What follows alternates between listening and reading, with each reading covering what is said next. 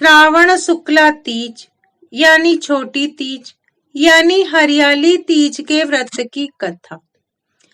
भगवान शिव ने पार्वती जी को उनके पूर्व जन्म के बारे में याद दिलाने के लिए ये कथा सुनाई थी। शिव जी कहते हैं कि हे पार्वती, बहुत समय पहले तुमने हिमालय पर मुझे वर के रूप में पाने के लिए घोर तप किया था। इस दौरान तुमने अन्न जल त्याग कर सूखे पत्ते चबाकर दिन व्यतीत किए थे। किसी भी मौसम की परवाह किए बिना तुमने निरंतर तप किया। तुम्हारी इस स्थिति को देखकर तुम्हारे पिता बहुत दुखी हुए थे। ऐसी स्थिति में नारद जी तुम्हारे घर पधारे।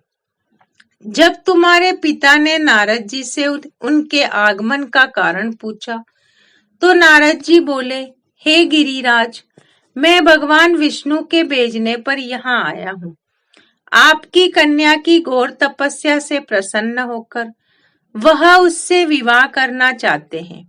इस बारे में मैं आपकी राय जानना चाहता हूँ। नारद जी की बात सुनकर पर्वतराज अति प्रसन्नता के साथ बोले, हे नारद जी, यदि स्वयं भगवान विष्णु मेरी कन्या से विवाह करना चाहते हैं तो इससे बड़ी कोई बात नहीं हो सकती। मैं इस विवाह के लिए तैयार हूँ। फिर शिव जी पार्वती जी से कहते हैं, तुम्हारे पिता की स्वीकृति पाकर नारद जी विष्णु जी के पास गए और यह शुभ समाचार सुनाया। लेकिन जब तुम्हें इस विवाह के बारे में पता चला तो तुम्हें बहुत दुख हुआ। तुम मुझे यानी कैलाशपति शिव को मन से अपना पति मान चुकी थी।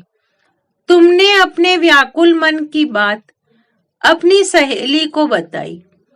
तुम्हारी सहेली से सुझाव दिया कि वह तुम्हें एक घनघोर वन में ले जाकर छुपा देगी और वहां रहकर तुम शिव जी को प्राप्त करने की साधना करना।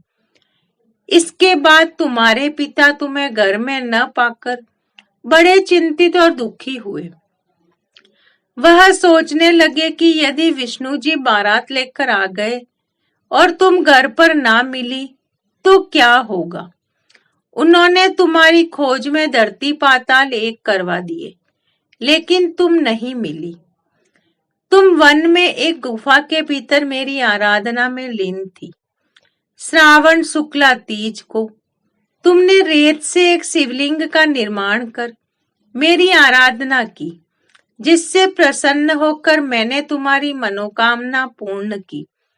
इसके बाद तुमने अपने पिता से कहा कि हे पिताजी, मैंने अपने जीवन का लंबा समय भगवान शिव की तपस्या में बिताया है और भगवान शिव ने मेरी तपस्या से प्रसन्न होकर मुझे स्वीकार भी कर लिया है।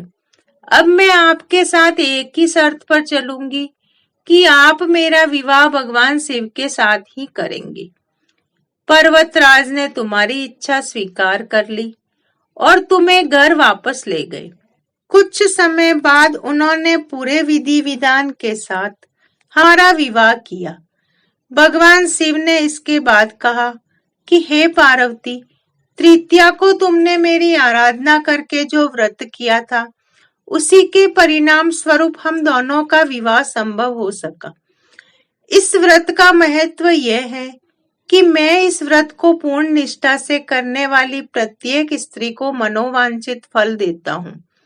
भगवान शिव ने पार्वती जी से कहा कि इस व्रत को जो भी स्त्री पूर्ण श्रद्धा के साथ करेगी उसे तुम्हारी ही तरह अचल सुहाग प्राप्त होगा।